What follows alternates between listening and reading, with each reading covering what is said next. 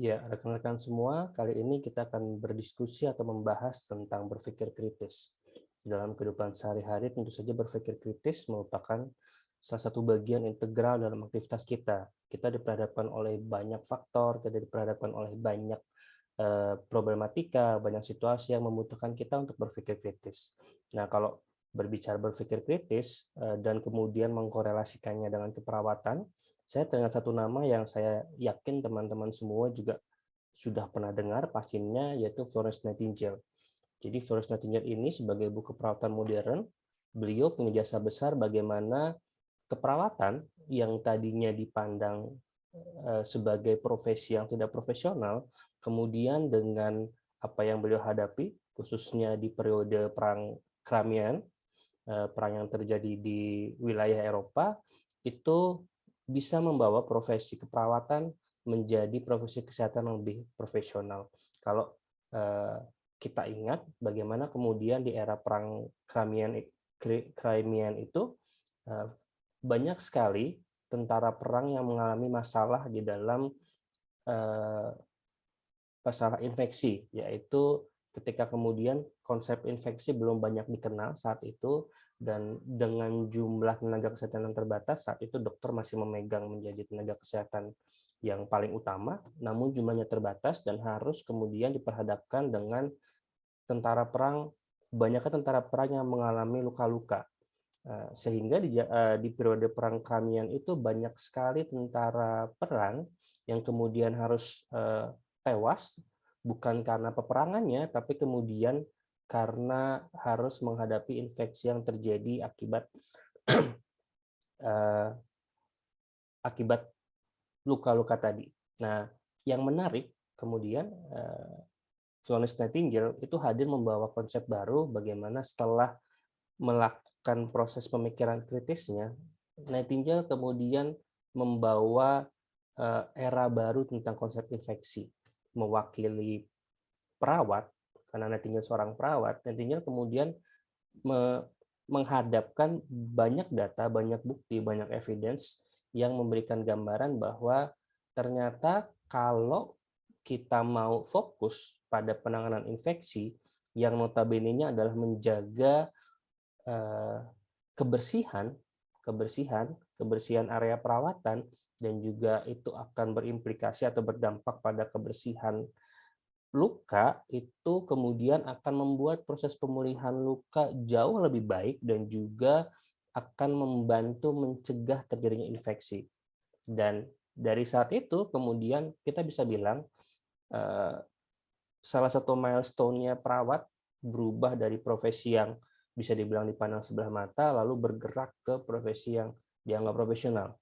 Karena hadir kemudian membawa data-data, membawa fakta, membawa evidence, dan disitulah kemudian bagaimana perawat itu dituntut di dalam setiap aktivitasnya untuk berpikir kritis.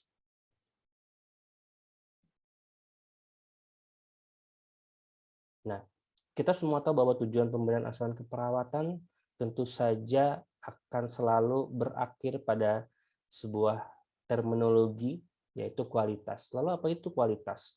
Kualitas bisa disamakan dengan mutu, dan kalau kita bilang mutu, itu kita bisa juga menyamakannya dengan standar, di mana berkualitas itu berarti ada standar, ada kesamaan penciri yang kalau dikaitkan dengan pemberian asuhan keperawatan berarti setiap perawat yang memberikan asuhan keperawatan itu melakukan setiap tindakan, melakukan setiap asuhan keperawatan dengan standar tertentu, di mana standar ini menjadi patokan agar setiap asuhan keperawatan yang diberikan oleh siapapun perawatnya itu punya standarnya, punya kesamaan pencirinya.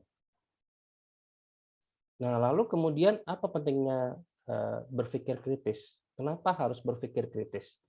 Tentu saja tadi, kalau kita lihat bagaimana pengalaman Florence Nightingale, nanti teman-teman silakan mencari detail ceritanya, sangat menarik. Bagaimana kemudian evidence based in practice, meskipun konsep evidence based in practice itu mulai besar di tahun 70, 80, 90-an, tapi sebenarnya kalau kita lihat dari sejarah, Florence Nightingale sudah membawa itu jauh-jauh hari sebelum era ini di mana evidence based in practice kemudian sangat booming. Jadi saat itu Nightingale mencatat semua tindakan keperawatan, lalu mencatat semua hasil tindakan keperawatannya, khususnya apa yang dialami oleh pasien. Kemudian Florence Nightingale juga melakukan modifikasi terhadap lingkungan sehingga tadi bisa mengukur. Dengan meningkatkan kualitas kebersihan, ternyata juga meningkatkan outcomes atau keluaran dari asuhan keperawatan. Dan ini yang menarik, bagaimana Nightingale berpikir dari ruang perawatan yang di area perang tentu saja pasti berantakan, lalu korban-korban luka, which is tentara paling banyak, itu hanya ditempatkan begitu saja. Tapi Nightingale hadir dengan, oke, kita modifikasi ruang perawatan yang jauh lebih tertata, kita atur kebersihannya, kemudian kita tempatkan korban-korban luka ini dengan posisi yang jauh lebih baik, kita lakukan perawatan yang jauh lebih bersih, dan ternyata memberikan hasil tadi bahwa bisa meminimalkan terjadinya infeksi dan juga output terhadap perawatan jauh lebih baik. Nah, lalu kembali ke berpikir kritis, apa sih berpikir kritis atau istilah kerennya critical thinking? Nah, teman-teman bisa lihat bahwa berpikir kritis merupakan proses pemikiran tingkat tinggi yang disengaja. Jadi ada tujuannya, yaitu mendefinisikan masalah klien, memeriksa praktik berbasis bukti, evidence based in practice, dalam proses merawat klien sehingga pilihan-pilihan, karena tadi di dalam aktivitas kita sebagai perawat pasti ada berbagai macam pilihan. Nah, tadi dengan kemudian kemampuan berpikir kritis ini, kita dapat membuat pilihan dalam pemberian perawatan. Untuk apa? Untuk tadi memberikan pelayanan yang punya standar tertentu sehingga kualitasnya bisa diukur. Nah, lalu alasannya apa? Nah, tentu saja alasan utama adalah bagaimana kemudian alasan klinis bisa dibentuk. Lalu apa sih definisi dari alasan klinis atau istilahnya clinical reasoning? Yang pertama, alasan klinis itu didefinisikan sebagai proses kognitif yang menggunakan strategi berpikir dengan tujuan mengumpulkan, melakukan koleksi, mencari berbagai data, mencari berbagai bukti. Kalau dari sudut pandang pasien, berarti informasi-informasi dari pasien atau klien yang berupa subjektif maupun objektif itu kita kumpulkan. Lalu kemudian data-data ini kita evaluasi. Lalu kemudian dari evaluasi terhadap data, kita analisa lagi relevansi informasinya sesuai tadi yang kita dapat, baik secara subjektif maupun objektif, dan kemudian kita bisa melakukan pengambilan keputusan sehingga asuhan keperawatan atau setiap hal yang ada di dalam proses keperawatan itu punya tujuan untuk meningkatkan outcomes pada klien. Sehingga tadi balik-baliknya lagi tetap ke bagaimana mencapai standar tadi, mencapai mutu. Nah, lalu penalaran klinis ini tentu saja memerlukan berbagai integrasi dari proses berpikir, karena ya tadi pilihannya banyak, informasinya banyak, apalagi zaman sekarang ya kita tahu mau tidak mau kehidupan keperawatan juga tidak bisa lepas dari teknologi. Jadinya informasi teknologi itu juga sudah sangat luar biasa cepat. Di satu sisi, perawat sangat dimudahkan untuk mendapatkan informasi, tapi jangan lupa setiap hal itu akan seperti pedang bermata dua. Di sisi lain, nah muncul nih istilah yang namanya hoax. Ini hoax menarik teman-teman. Teman-teman silakan cari bagaimana hoax. Kata ini itu punya perkembangan definisi yang cepat banget. Termasuk yang paling cepat mungkin. Hoax yang pertama itu sebagai kata kerja. Jadi hoax itu adalah upaya membohongi dengan menggunakan informasi, teknologi informasi, tapi kemudian sekarang hoax juga berbentuk sebagai kata benda. Nah, itu yang menarik. Jadi hoax ini jadi salah satu tantangan kita di dalam konsepnya informasi. Nah, ini tahapan-tahapan dari kemampuan dalam berpikir kritis. Bentuknya ada banyak bentuk. Kalau yang saya ambil ini template-nya yang bentuknya segi 5, tapi kalau kita lihat dari garisnya bahwa setiap tahapannya itu saling berhubungan. Oke, dari sebelah kiri bagaimana kemudian ada proses analisa terhadap apa analisanya, tentu saja terhadap data yang kita dapat tadi, baik secara subjektif maupun secara objektif. Lalu kemudian dari data tersebut, kita kemudian menyusun reasoning atau alasan, tentu saja alasannya berbasis bukti. Tidak mungkin alasannya itu hanya berbasis pemahaman pribadi, lalu kemudian kita melakukan evaluasi. Nah, evaluasi ini lalu diteruskan ke dalam bagaimana si informasi tadi ketika dia memunculkan sebuah hal, sebuah kondisi yang perlu diselesaikan, lalu kita kemudian bergerak kepada problem solving, bagaimana kita mencari cara untuk menyelesaikan masalah. Dalam hal perawatan terhadap pasien, tentu saja masalahnya berarti gangguan-gangguan pemenuhan kebutuhan dasar yang terjadi pada pasien. Lalu kemudian dari situ kita bisa melakukan pengambilan keputusan, dan nanti kita akan berlanjut lagi ke proses analisa lagi. Jadi kalau teman-teman ingat evaluasi, swab yes, swab dan macam-macam, itu kurang lebih prosesnya akan berputar seperti ini. Jadi tidak akan selesai sampai kemudian perawatan terhadap pasiennya, pasien kemudian bisa memenuhi kebutuhan dasarnya dengan optimal. Nah, ini tahapan khusus di dalam bagaimana melakukan penyelesaian masalah atau problem solving. Sama bentuknya sirkular, karena pastinya tidak akan selamanya bisa dilakukan dalam satu lingkaran saja. Mungkin butuh tambahan proses sehingga dia itu dibuat dalam lingkaran, di dalam bentuk lingkaran. Dimulai dari pertama adalah bagaimana kita harus kritis dalam mengidentifikasi masalah. Jadi ketika kita ambil contoh secara real, ketika ada pasien datang, tentu saja kita akan mengumpulkan banyak informasi. Informasi ini tadi subjektif, objektif dengan berbagai cara, mau itu datanya data primer maupun dia data sekunder. Nah, kemudian kita lakukan analisa. Kita masuk ke dalam tahap kedua, yaitu bagaimana kita mengidentifikasi permasalahan. Nah, biasanya kalau kita kaitkan dengan format laporan kasus atau format kelolaan pasien, mengidentifikasi masalahnya ini itu akan dimulai dari tabel analisa data. Bagaimana kemudian kita mengkomparasikan data-data yang kita dapat dari pasien itu dengan data-data konteks penyakitnya atau konteks gangguannya, sehingga kita bisa tahu nih ada gap apa antara informasi yang kita dapat dari pasien dengan secara konseptual seperti apa. Nah, lalu kemudian kita akan masuk ke dalam proses brainstorming. Solusinya apa nih? Kita udah tahu informasinya apa saja, kita sudah pilah-pilah, kita analisa, kita sudah tentukan ini penyebabnya, masalah ini penyebabnya adalah A, B, C, atau 1, 2, 3. Nah, kemudian kita masuk ke dalam proses brainstorming, berdiskusi, mencari solusinya.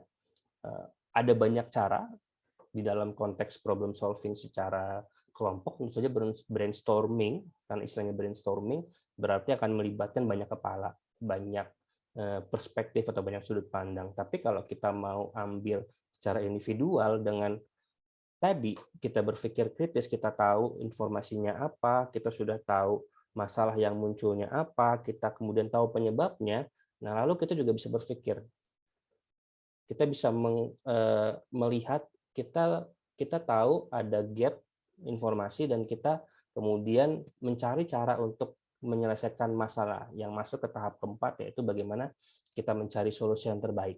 Disinilah kemudian konsep evidence based in practice itu banyak sekali bergelut. Sebenarnya konsep evidence based itu ada di semua bagian di circle ini, tapi untuk konsep evidence based in practice dia akan banyak ke dalam bagaimana pemilihan solusi terhadap masalah tadi. Nah, lalu kemudian lanjut ke fase selanjutnya adalah bagaimana mengimplementasikan perencanaan solusi. Nah, kalau kita dengar kata perencanaan, nah berarti biasanya kalau saya pribadi akan terhubung sama nursing care planning, perencanaan asuhan keperawatan. Bagaimana kemudian kita punya perencanaan nih dari poin keempat setelah memilih solusi, berarti kan kita bikin perencanaan diagnosanya ini dari etiologinya ini, kemudian secara konseptual itu akan memunculkan kebutuhan informasi ini, lalu ada gap-nya. Nah, kita kemudian memunculkan rencana intervensi sebagai rencana tindakan kita. Di tahap selanjutnya di kelima tadi bagaimana kemudian mengimplementasikannya sesuai dengan kondisinya pasien. Di tahap keenam kemudian kita melakukan follow up, kita mengevaluasi, kita memonitor perkembangan dari intervensi yang sudah diimplementasikan. Apakah setelah masalah tadi kita tahu penyebabnya, kita tahu solusinya, lalu kita tahu mau apa, kita kerjakan apa yang kita mau lakukan, setelah di follow up itu berhasil tidaknya, nah itu ada di tahap ke-6. Kalau berhasil berarti satu circle ini akan selesai, tapi kemudian kalau butuh penyesuaian atau ada yang belum tercapai, kita akan lanjut lagi ke tahap yang pertama. Jadi itulah kenapa dia dibentuk bentuknya lingkaran. Nah, ini tadi tahapan itu teman silakan baca detailnya.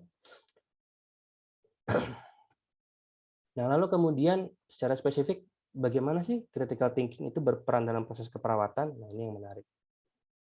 Pertama, tentu saja kita harus melihat bahwa sebagai profesi kesehatan profesional, perawat punya saya nggak suka bilangnya kewajiban, tapi punya hak sebenarnya untuk menentukan clinical judgment.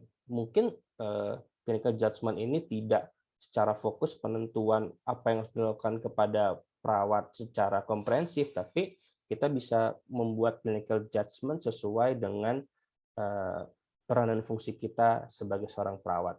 Nah, ini beberapa poin. Yang pertama tentu saja dengan kita memiliki kemampuan atau menerapkan kemampuan berpikir kritis, kita bisa kemudian membuat clinical judgment yang penuh tujuan, terkonfirmasi, dan berfokus pada hasil. Lalu yang kedua, tentu saja critical thinking ini juga merupakan fundamental atau akar dari proses keperawatan, dan bagaimana kemudian ada metode ilmiah di sana, metode ilmiah yang tadi digunakan untuk mengkomparasi data yang muncul dari berbagai sumber, base dasarnya pasti dari penelitian. Nah, hal ini yang kemudian juga bagian dari proses keperawatan. Dan yang ketiga, tentu saja kemampuan berpikir kritis itu akan memperluas pemikiran dan jauh mungkin dari yang terlihat. Nah, ini definisi lain tentang critical thinking secara sederhana sebagai sebuah metode untuk menyelesaikan persoalan. Lalu ada juga critical thinking yang didefinisikan sebagai proses mengevaluasi ide, merancang perencanaan atau membuat perencanaan, dan juga kita merancang atau menentukan kira-kira hasil akhirnya atau outcomes-nya seperti apa sih yang kita mau. Dan yang ini yang menarik, ini harusnya saya taruh di awal, yaitu bagaimana kemudian tuntutannya perawat sekarang adalah bagaimana kita bisa memastikan apa yang diterima pasien, baik itu berupa tindakan keperawatan maupun tindakan yang lain, itu memenuhi dua aspek utama. Yang pertama adalah bagaimana kualitas atau quality itu bisa tercapai. Quality itu berhubungan sama efektivitas tindakan. Jadi kalau pasiennya A, tindakannya A, pasiennya B, tindakannya B. Nah, lalu yang kedua, dengan kita bisa memberikan atau memastikan terwujudnya kualitas, tindakannya sesuai dengan kebutuhannya, tentu saja yang kedua, yaitu bagaimana terjadinya efisiensi. Jadi dua hal ini yang kemudian jadi tantangannya. Tantangan akan jadi kata yang lebih tepat, tantangannya kita bagaimana peran perawat, salah satunya adalah ada advokasi. Nah, itu kita bisa membantu pasien ini. Kita bisa memberikan pilihan dengan tujuan tadi, bagaimana mewujudkan tindakan kepada pasien, tindakan keperawatan yang ada di dalamnya juga itu bisa berkualitas dan juga efisiensi. Nah, lalu di sudut pandang lain yang lebih berkaitan dengan bagaimana kemudian kita bisa mengembangkan profesi keperawatan adalah bagaimana critical thinking ini itu sebagai sebuah metode untuk mengkolaborasikan metode ilmiah dan menggunakan alasan klinik untuk membuat proses yang terarah atau tepat tujuan dari data yang ada. Ini evidence based kaitannya. Dan juga keputusan klinik sebagai sebuah hasil dari berpikir kritis yang kemudian diterapkan dalam situasi klinik. Tadi kita sebelumnya sudah bahas. Ini beberapa informasi tambahan sebagai contoh, misalkan bagaimana berpikir kritis akan optimal saat otak diarahkan kepada tujuannya. Misalkan ketika mendengarkan shift report, perhatikan secara penuh informasi apa yang diberikan dan berpikir bagaimana mengaplikasikan pemikiran kritis sesuai dengan informasi tadi. Ini beberapa contoh, saya yakin rekan-rekan jauh lebih punya pengalaman bagaimana kemudian di dalam aktivitas keperawatan secara tidak langsung atau secara langsung kita sudah menerapkan proses berpikir kritis. Ini satu contoh. Misalkan hasil dari shift report atau operan, itu pasien tidak menghabiskan makan. Nah, kemudian kira-kira kita menganalisa nih kenapa pasien tidak menghabiskan makannya. Dan tadi kita bisa berbagai cara kemudian mencari informasi dari problem pasien tidak menghabiskan makan, kita bisa mencari cause-nya atau penyebabnya. Nah, lalu ini faktor apa saja kemudian yang berpengaruh terhadap proses berpikir kritis yang nantinya juga akan berpengaruh terhadap proses keperawatan. Yang pertama sikap, bagaimana kemudian kita tahu sebagai seorang perawat melakukan asuhan keperawatan itu merupakan tanggung jawab, kita harus memberikan pelayanan optimal kepada pasien. Yang kedua adalah kemampuan komunikasi, fungsinya apa? Tentu saja ketika proses tadi mengidentifikasi masalah, kita perlu banyak informasi. Dan kemampuan komunikasi ini sangat penting untuk menggali informasi sedalam mungkin, sehingga kemudian dengan informasi yang semakin banyak, akan lebih mudah untuk perawat memutuskan kira-kira relevansi dari informasi ini terhadap masalahnya apa, sehingga kita bisa tahu penyebabnya. Lalu juga ada satu faktor lain, yaitu kemampuan pemecahan masalah dan juga tadi pengambilan keputusan. Nah, ini mengenai pemecahan masalah dan pengambilan keputusan secara khusus, bagaimana kemudian perawat itu dituntut untuk mengkolaborasikan ilmu pengetahuan dengan riset. Nah, ini riset menarik kalau kita bahas riset. Tadi saya bahas di awal bagaimana kemudian dengan teknologi informasi, semua orang, termasuk perawat di dalamnya, sangat dimudahkan untuk punya informasi. Kalau dulu mungkin ada kasus, ada masalah atau ada kasus tertentu, kita nggak ada literaturnya nggak bisa langsung dekat sama kita. Jadi mungkin harus ke perpustakaan atau tanya kepada yang lebih berpengalaman. Sekarang buka komputer, buka handphone, bahkan sudah sangat punya informasi. Tapi tadi kemudian ada tuntutan kemudian adalah memastikan validitas ya, atau memvalidasi si riset ini apakah dia up to date dan dia update. Apakah informasinya tetap. Dan kemudian perawat dari sisi individu, dari sisi pribadi juga dituntut untuk bisa terus mengimprove atau meningkatkan kemampuannya sesuai dengan tren terkininya.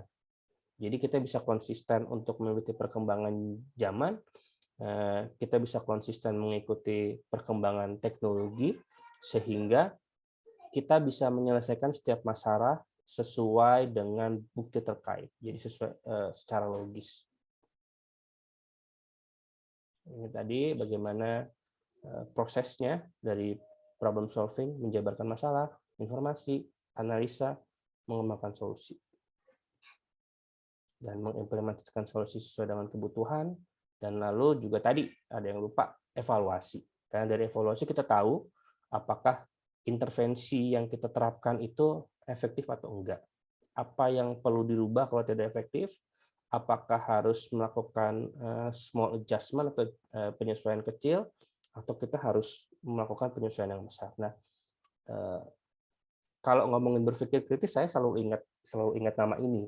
Jadi Edward de Bono itu adalah seorang profesor di bidang pendidikan. Nanti teman-teman silakan cari, yang kemudian mengeluarkan sebuah, mungkin bukan teori tapi sebuah konsep menarik tentang six heads of thinking atau 6 topi berpikir.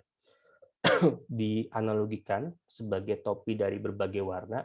Ada yang hijau menggambarkan kreativitas, ada yang biru menggambarkan proses, ada topi hitam yang menggambarkan penyebab, topi jingga atau oranye yang menggambarkan keuntungan, topi merah yang menggambarkan feelings atau perasaan, dan juga topi terakhir putih yang menggambarkan fakta. Nanti teman-teman silakan cari detailnya terkait six heads of thinking dari Edward de Bono. Tapi secara sederhana, Edward de Bono itu memberikan perspektif baru tentang cara berpikir. Kalau saya menyederhanakannya dengan kita berpikir melalui 6 topi berpikir ini, jadi kita berpikir dengan metode 6 topi berpikir, kita melihat satu problem itu dari berbagai perspektif. Dari berbagai perspektif. Saya selalu menggambarkannya dengan sebuah cerita atau menganalogikan dengan cerita. Misalkan kita itu punya 6 orang rekan atau 6 orang teman tunanetra, kemudian 6 tunanetra tadi ini tidak pernah dari lahir tahu bagaimana gajah, binatang gajah itu bentuknya seperti apa. Nah, kemudian orang pertama itu kita bawa ke gajah, lalu kita taruh tangannya di belalainya gajah. Orang kedua itu kita bawa ke telinganya gajah, lalu tangannya tadi akan pegang telinganya gajah. Orang ketiga itu kita bawa ke kakinya gajah. Orang keempat kita bawa ke gadingnya gajah. Orang kelima kita bawa ke perutnya gajah, dan orang keenam itu kita bawa ke ekornya gajah. Nah, setelah itu kemudian kita tanya nih, orang ke-1, gajah itu seperti apa? Oh, gajah itu bentuknya panjang, seperti panjang, lalu dia kayak silinder gitu, tabung, lalu dia ada apa tuh namanya, di hidung ada garis-garisnya di hidung gajah. Begitupun dengan setiap orang yang lain yang pegang ekor, dia akan bilang, oh, gajah itu seperti gumpalan rambut, ada gumpalan rambut. Kalau yang pegang di perut, oh, gajah itu bentuknya datar nih, Pak, besar banget. Nah, seperti itu. Nah, kemudian six set of thinking itu adalah kita melihat dari perspektif ke semua orang ini. Jadi kita tahu, oh, gajah itu binatang yang lehernya panjang, dinamakan belalai atau istilahnya belalai, yang punya gading, yang kupingnya lebar, perutnya besar, dan punya ekor. Nah, dampaknya apa? Dengan kemudian kita bisa menempatkan perspektif kita, sudut pandang kita terhadap berbagai masalah itu dari berbagai sisi, itu akan memberikan kita keluasan perspektif. Jadi tadinya kita lihat dari satu arah, kemudian kita mundur dari circle problemnya, kita pindah-pindah posisi melihat dari berbagai sudut pandang. Nah, dengan six set of thinking ini memberikan kita jauh bisa lebih paham bagaimana kemudian ketika menghadapi masalah ada orang yang berpikir seperti ini, ada orang yang berpikir seperti ini, ada orang yang berpikir seperti ini. Nah, kalau saya pribadi merasakannya jauh lebih toleran jadinya dengan berpikir seperti ini. Jadi kita tahu kadang-kadang kenapa orang kemudian yang lagi rame, saya tinggal di daerah macet, yang setiap pagi macet, yang lagi rame adalah orang akan saling menyalahkan ketika udah macet. Ada yang menyalahkan orang nggak mau antri bawa kendaraan, lalu yang merasa disalahkan karena dia antri nggak bawa kendaraan, dia ngerasa kenapa kemudian nggak ada yang jagain, nyalain petugasnya. Ada juga yang menyalahkan infrastrukturnya, kenapa udah tahu jembatannya kecil, kenapa pemerintah nggak bangun kenapa pemerintah nggak bangun yang lebih besar. Jadi bisa dibagi-bagi dan berbagai menyalahkan yang lain. Karena pasti akan seperti itu, karena tadi sudut pandangnya hanya dari satu, sedangkan berpikir kritis itu harus kemudian kita keluar tadi dari circle kita, dari cara berpikir kita, dari perspektifnya kita, lalu coba lihat dari sudut pandang orang lain. Jadi kita tahu, oh iya, masalahnya tidak sesederhana ini, dan masalahnya mungkin juga tidak sekompleks ini. Tinggal bagaimana kemudian kita bisa mau, oke, seperti ini mungkin kita harus jauh lebih sabar, jauh lebih bisa kontrol diri, jauh atur waktu untuk mencegah kemacetan. Kita bisa paham ada orang yang buru-buru, ada yang nggak buru-buru.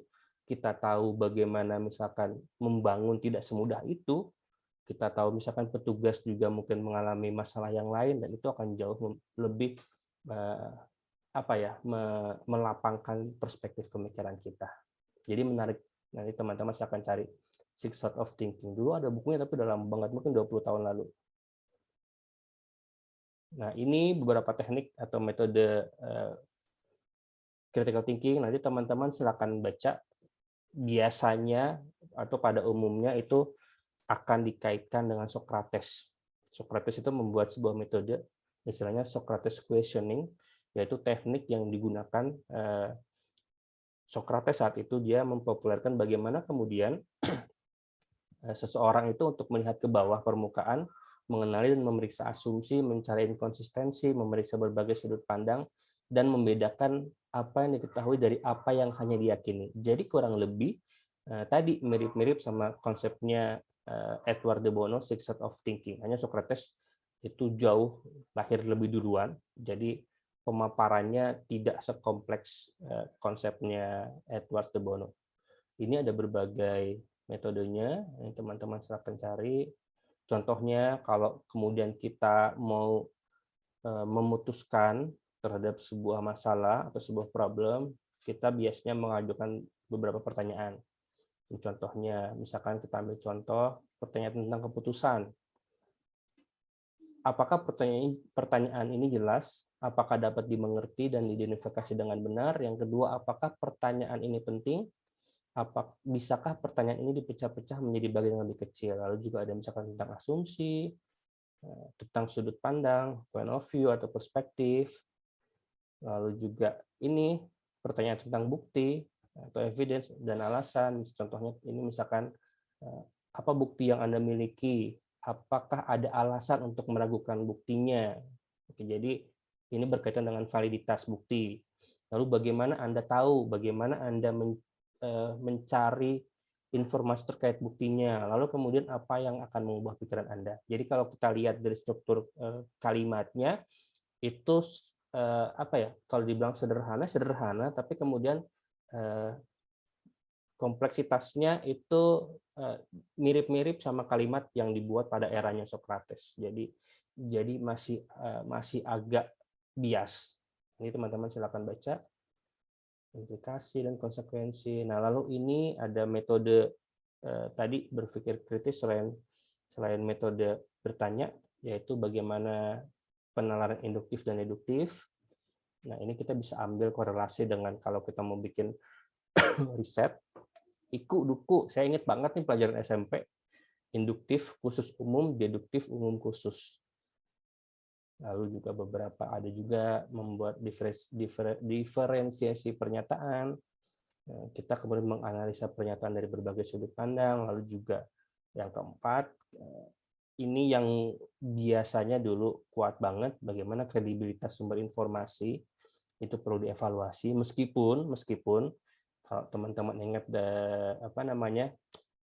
kerucut level of evidence, kredibilitas atau di level of evidence triangle-nya itu adalah expert opinion itu paling bawah. Jadi sekarang di era ini kredibilitas sumber informasi itu biasanya penting banget.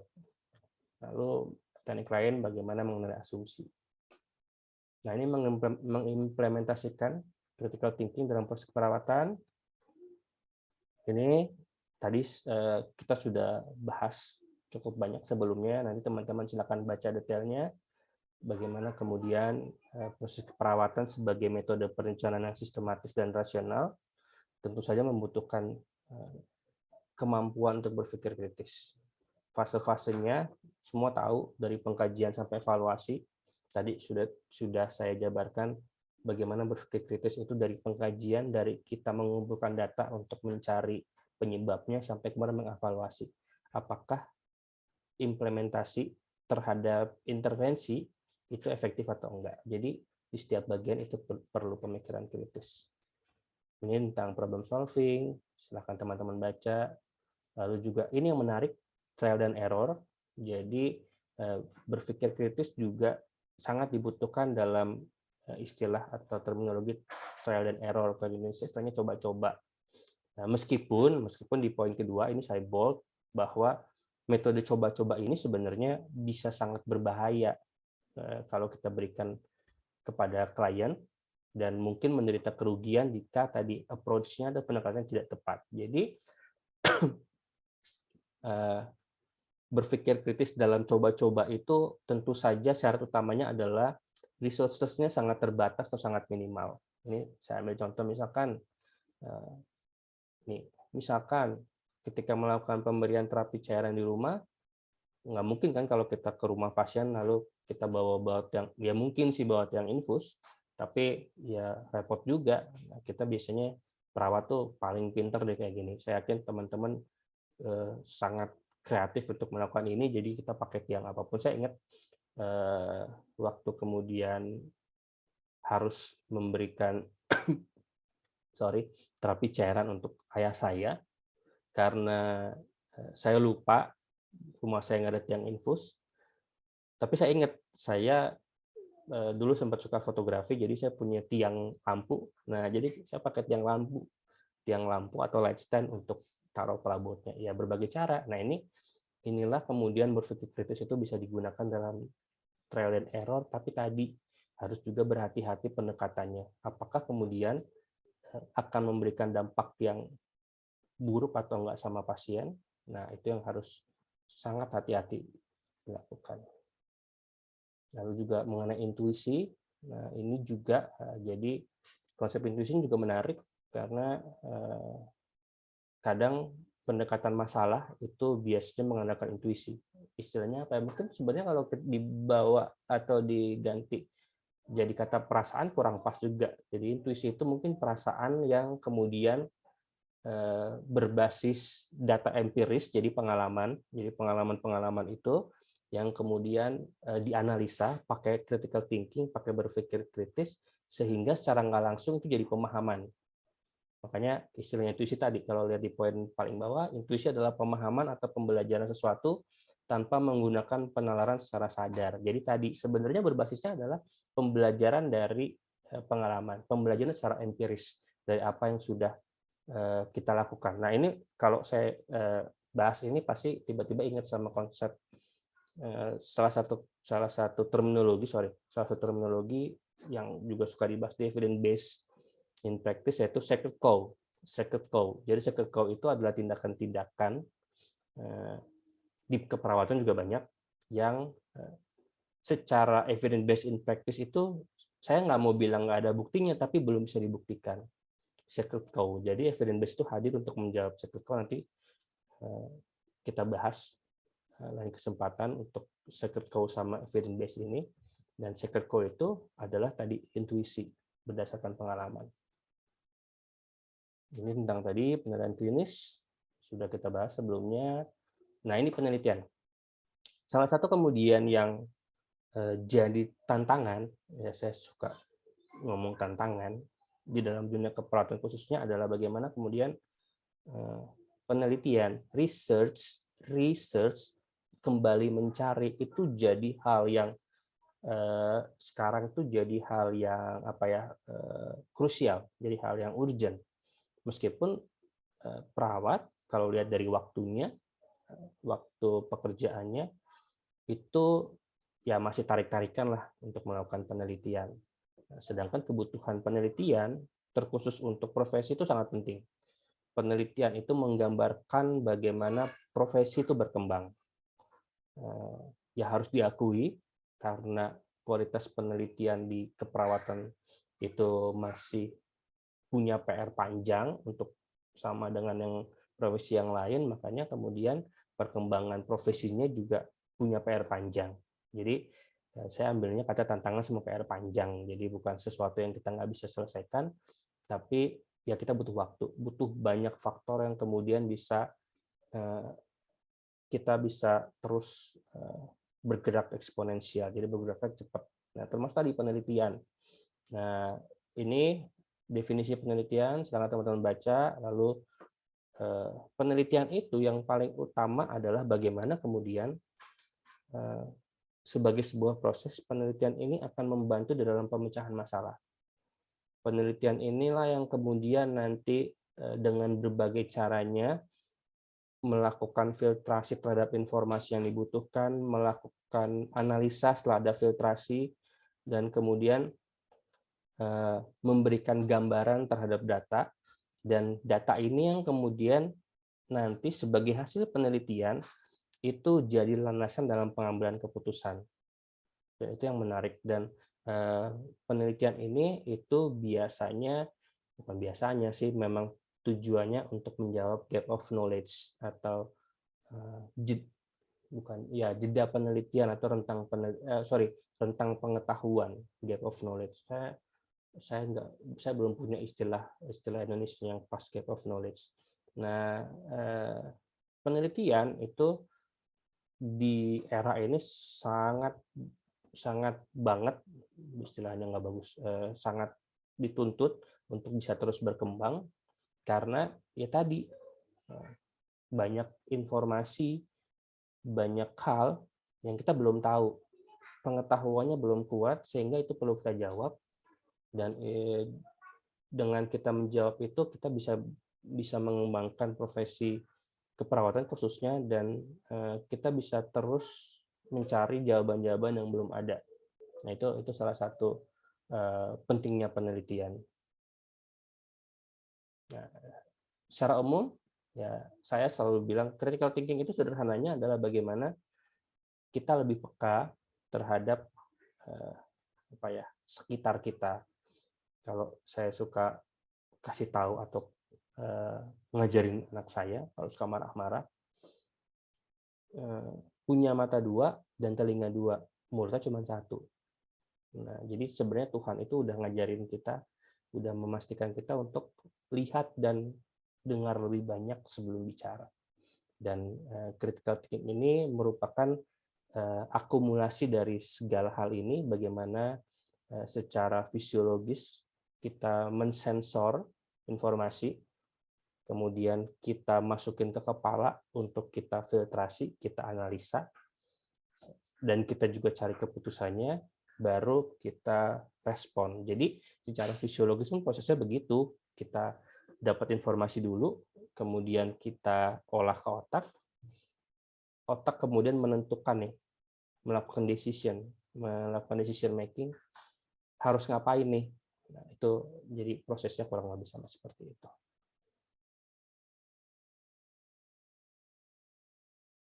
Oke, demikian teman-teman yang bisa saya sampaikan. Mudah-mudahan ada informasi tambahan bermanfaat. Tetap berpikir kritis dan tetap terus belajar sehingga kita bisa terus berkembang. Terima kasih.